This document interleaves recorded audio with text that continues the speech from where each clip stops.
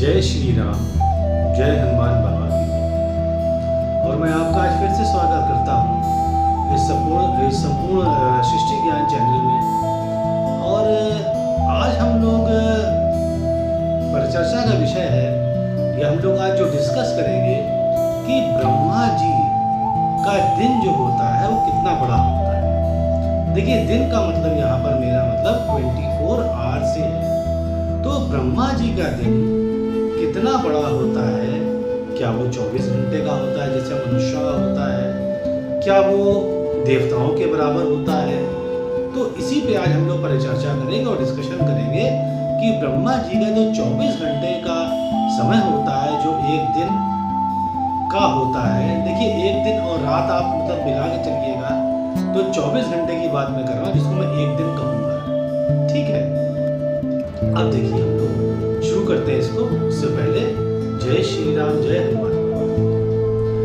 अब देखिए, यहाँ पर ये डिस्कशन शुरू करने से पहले मैं आपको एक बात बता दूँ कि जो भी मैं यहाँ वीडियो बनाता हूँ या मैं जो बातें कहता हूँ, ये सब पुराणों, उपनिषदों या और भी धार्मिक ग्रंथों से रिलेटेड है, ये जो उसमें कहा गया है। तो जो ब्रह्मा जी के दिन की बात है, जो आज हमारा परिचर्चा का विषय है, वो भी मनुस्मृति में और पुराणों में इसके बारे में कहा गया है। और वही मैं आपको बताना चाहता हूँ कि हमारे पुराण या हमारे जो भी धार्मिक ग्रंथ हैं, वो देखिए कितने महान हैं, जिन्होंने हर चीज़ हमको बता रखी है कि देवताओं कितने वर्ष होते हैं और हमारे कितने होते हैं या ब्रह्मा जी कितने होते हैं। तो देखिए, महान है। तो चलिए शुरू करते हैं इसको, उस बारे में। तो ब्रह्मा जी की अगर हम लोग बात करें तो ब्रह्मा जी के वर्ष देवताओं के वर्ष से अलग होते हैं। कैसे? देखिए, हमने एक वीडियो बनाया है, महायुग या चतुर्युग क्या होता है। तो उसमें हमने समझाया है कि दिव्य वर्ष और हमारे जो मनुष्य जो ये पृथ्वी लोक के वर्ष हैं, उसमें क्या फर्क होता है। देखिए, हम बता दें आपको कि दिव्य लोक जो दिव्य वर्ष होते हैं, वो ये माना जाता है कि देवताओं के वर्ष को दिव्य वर्ष कहा जाता है, और देवताओं का एक वर्ष हमारे 360 वर्षों के बराबर होता है। तो ये तो देखिए देवताओं और हमारी बात थी। अब हम लोग बात करेंगे ब्रह्मा जी के वर्ष और अपने वर्ष के बारे में। देखिए, ब्रह्मा जी का दिन, पहले ब्रह्मा जी का दिन बता देते हैं, आप वर्ष अपने आप कैलकुलेट कर लेंगे। तो देखिए, ब्रह्मा जी का दिन जो होता है वो एक कल्प के, माफ करिएगा, 2 कल्प के बराबर होता है। अगर हम ये कहें कि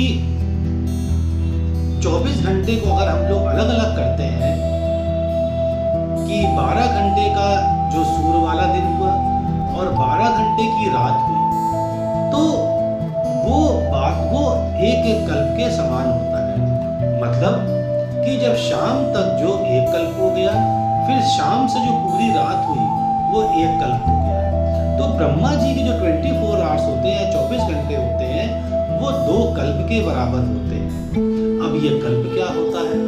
देखिए, कल्प के बारे में एक वीडियो बना चुका हूँ कि कल्प का मतलब क्या होता है, पर आपको वहां जाने की जरूरत नहीं है।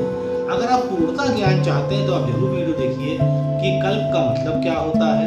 तो यहाँ मैं आपको बताने जा रहा हूँ, और इसके अपने वर्षों में हम लोग कैलकुलेट करेंगे कि हमारे कितने वर्षों के बराबर ब्रह्मा जी का एक दिन होता है। देखिए, हमने बता चुके हैं कि जो महायुग होता है, महायुग का अर्थ होता है कलयुग के वर्ष, द्वापर युग के वर्ष, सतयुग के वर्ष और त्रेता युग के वर्ष। अगर आप सबको मिला दें तो उसे महायुग या चतुर्युग कहते हैं। तो जो ये 4 युग जब बीतते हैं तो उन्हें बीतने में 43,20,000 वर्षों का समय लगता है। फिर से बता दूं मैं आपको कि जबकि जो ये 4 युग होते हैं, कलयुग हुआ, द्वापर युग हुआ, त्रेता युग हुआ और ये सतयुग हुआ, इन 4 युगों को महायुग कहा जाता है। और इस महायुग को, एक महायुग को बीतने में या इन चारों युग को बीतने में 43,20,000 वर्ष लगते हैं। तो ये तो स्पष्ट हो गया आपको। अब देखिए, अब इस 43,20,000 वर्ष को आप 1,000 से गुणा कर दीजिए, या दूसरे शब्दों में 1,000 महायुग को आप जब निकालेंगे तो एक कल्प होगा। तो देखिए, हम फिर से कहते रहे आपसे, या तो आप 43,20,000 जो महायुग होता है उसको 1,000 से गुणा करें, या ये भी कह सकते हैं कि चतुर्युग के जो वर्ष होते हैं 43,20,000 उसको 1,000 से गुणा कर दें आप। तो ये आएगा 4,32 करोड़ या 432 करोड़ वर्ष आएगा। तो देखिए, अब हम लोग इसको दो तरीके समझते हैं। तो एक कल्प जो होता है वो 432 करोड़ वर्ष के बराबर होता है, या 4,32 करोड़ वर्ष के बराबर होता है।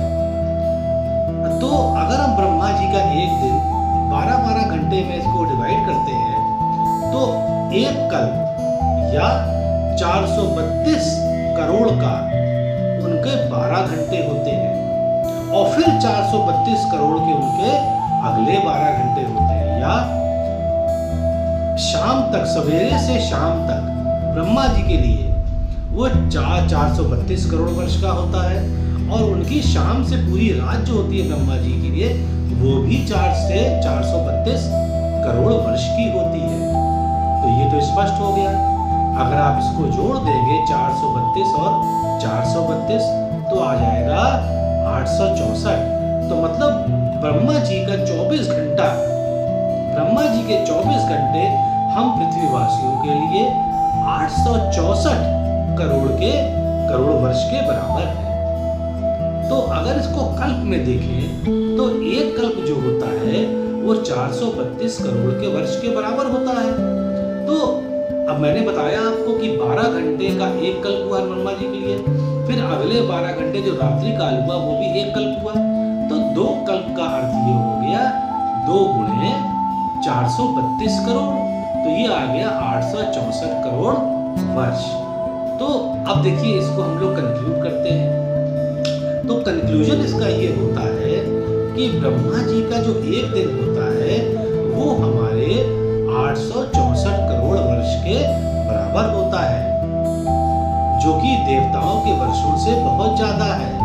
क्योंकि देवताओं का जो एक वर्ष है या दिव्य वर्ष है, दिव्य वर्ष मतलब देवताओं का वर्ष है, वो हमारे 360 वर्ष के बराबर होता है। तो अब तो आपको स्पष्ट हो गया होगा कि ब्रह्मा जी का 24 घंटा 864 करोड़ वर्ष के हम पृथ्वीवासियों के ये होता है। तो उम्मीद है आपको अच्छा लगा होगा, समझ में भी आया होगा। आपको अच्छा लगता है तो आप सब्सक्राइब जरूर करिएगा, और मैं आपके लिए ऐसे वीडियो जरूर लाता रहूँगा जिसमें आपको ज्ञान हो, नई नई चीज़ों का, आप नई नई चीज़ समझें। तो चलें, अब मैं विदा लेता हूँ आपसे। जय श्री राम, जय हनुमान।